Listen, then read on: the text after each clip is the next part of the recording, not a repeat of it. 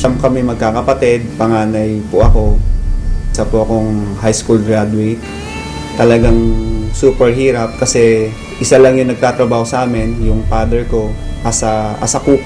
Nung nag-aaral ako ng high school, pinilit ko na magkaroon ng pagkakitaan yung time na yon, yung pa-ending, para lang po meron akong pera, pang tuition, lahat ng oportunidad, basta kaya ko, ginagawa ko.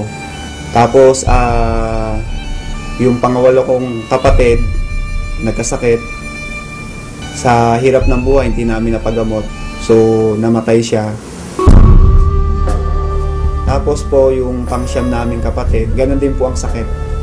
And yung time na yun, 14 years old na po ako noon. Hindi ko hayaan na wala akong magagawa.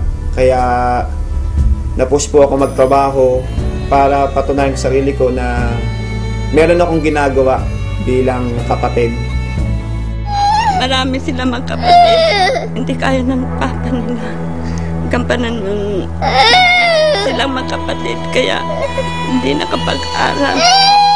Hindi nakatapos. Dahil hindi na po sila kaya ng papa nila sa dami nila. Tapos isa pa po. Binigyan pa ng sakit yung bunso nilang kapatid. Hindi ko na naisip na i-enjoy yung pagkabata ko, na mag-enjoy, maglaro. Iniisip ko talaga yung time na yun, magtrabaho, at the same time kumita, makatulong sa pamilya. Kaya bata pa lang ako, talagang kumakayod na po talaga ako sa sarili ko. Nagtrabaho ko bilang as a construction worker. Yung tipong kahit sinabi nung aking foreman na kaya ko na ba magtrabaho, sabi ko kaya ko, kahit di ko pa kaya, hindi ko pa na-experience na magbuhat. So talagang yung sipag nandun eh. Pero yung pagyaman, hindi ko talaga pwedeng makuha doon, ang lit ng income. Kaya nalalangin ako na sana merong opportunity na pwede pa akong kumita na mas malaki. At the same time, pwede kong makuha yung wala po ako. Thankful po ako kasi merong oportunidad ng Royal Business Club na isang katulad ko, posible na magtagumpay sa buhay, na yung nakukuha ng mga professional na magkaroon ng magandang buhay, pwede sa Royal. Ito po ang magbibigay sa akin ng chance na pwede kong maabot yung mga pangarap ko sa buhay. Binigyan po ako ng chance na makita po ang Royal para po makuha ko po yung mga pangarap ko na magkaroon ng magandang buhay. Hindi naman ganun kadali ang lahat. Yung mga kakilala ko ayaw maniwala sa akin. Yung mga hindi ko kakilala, sila yung ina-approach ko sa Royal. Kung nasan po ako, diba, sumakay ako ng bus, sumakay ako ng jeep, kumain ako. Tapos lagi po ako merong flyers. Talagang sabi ko, okay lang to. Talagang ginagawa ko na lang siya as a challenge para sa akin. Hanggang dumating sa time na merong taong naniwala sa akin. Ang maganda po doon, nakita nila yung pakisama ko. At ayun po yung naging dahilan para po gawin nila ang Royal. Nandun po talaga yung sinseridad ko na tulungan sila para po magawa nila yung tama yung negosyo ng Royal. Kaya yung nagsisimula po ako, yung unang mga naniwala sa akin, yun po talaga yung unang tinulungan ko at hindi ko pinabayaan na hindi sila maging successful para po makuha nila yung mga pangarap nila sa Royal. Kaya ngayon po, yung mga pangarap ko, isa-isa ko na pong natutupad. Ngayon dahil sa Royal, yung pangako ko sa magulang ko, natupad ko po na mabigyan po ng bahay. Yung pangako ko na sarili ko na magkaroon din po ako ng tirahan, na hindi po nakikitira lang po o nangungupahan. Nagkaroon po ako ng sarili kong bahay at lupa.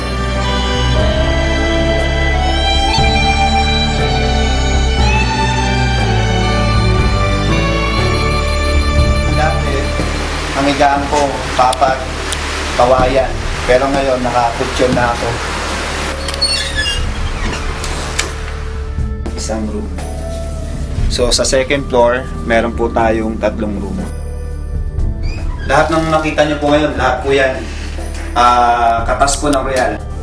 Tapos po, nagkaroon po ako ng pangalawang sasakyan, brand new. Ito ko, yung kulay white Montero. Pangalawang sasakyan ko na nabili sa Royal.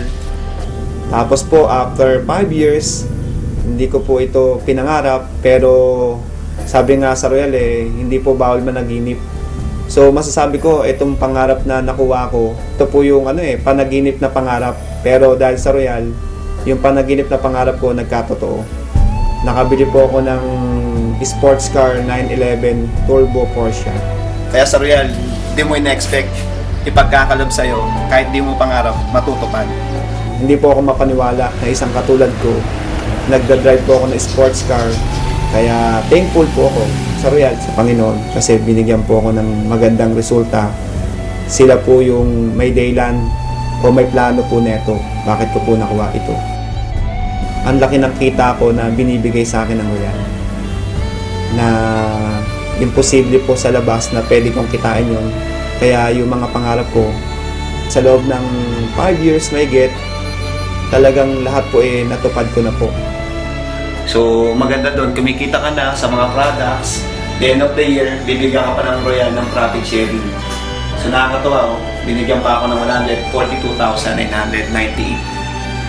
Yan. Tapos ito po yung mga ticket ko sa Europe.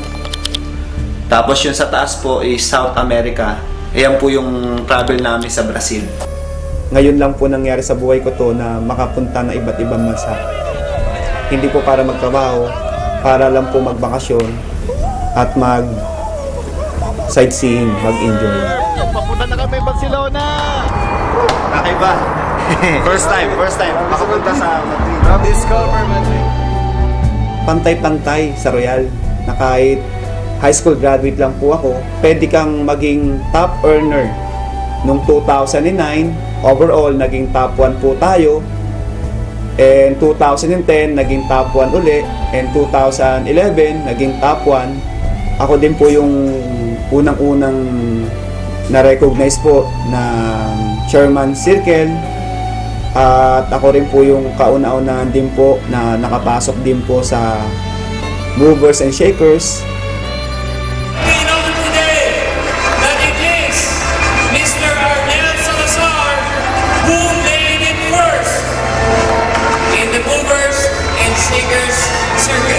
Para sa lahat, at lalo na sa mga katulad ko rin, tuloy lang kayo sa ginagawa natin sa Royal. Pagsipagan lang natin kasi naniniwala ko na sa Royal Business Club na po tayo. Ito na po yung right vehicle. Darating po yung time, magugulat na lang po kayo, nandyan na lahat po yung pangarap natin. Sa lahat ng ginagawa natin, sa lahat ng paghihirap na ito, bandang dulo, expect nyo, meron din pong naghihintay na magandang resulta.